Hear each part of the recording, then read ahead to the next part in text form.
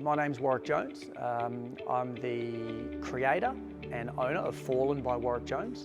I design and produce high-end fine furniture for commercial or residential customers. I became a furniture maker for a few reasons, but essentially a few years ago I was working for the business Lincoln Century, which was my old workplace.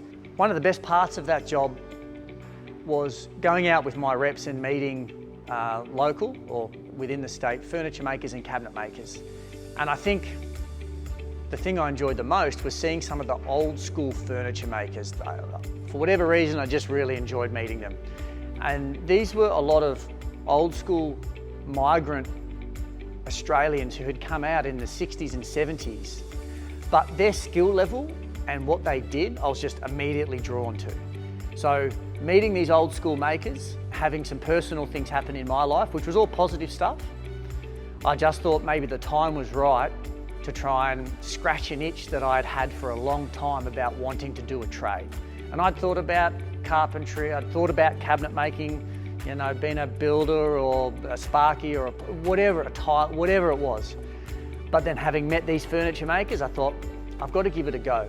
Recently, my eldest child will be starting school next year, and I've been trying to think of ways to connect with the local community and I guess utilise my skill and my trade and give back a little bit to a degree that I can offer.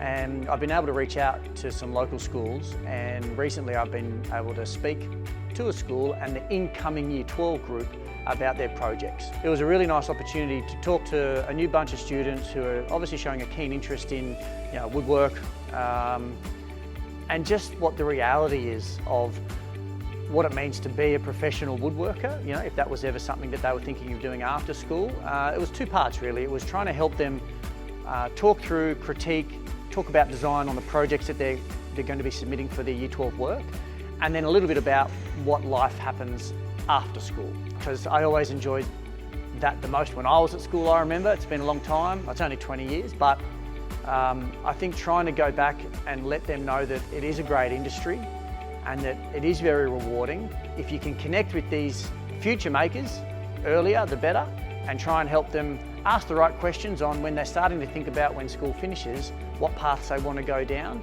and what they might have to do to end up in a place maybe like somewhere like mine. Why should someone start in this industry? More than anything, I think it's very rewarding, right? It's a super tough industry to be involved in, but the core element of what it is, designing and making beautiful fine furniture, is very rewarding. It's not easy, but it's great. And I think if you have a creative brain and you like working with your hands, you have to be great with customers, right? You still have to be good with numbers, but I do know that I really enjoy hand-cut joinery.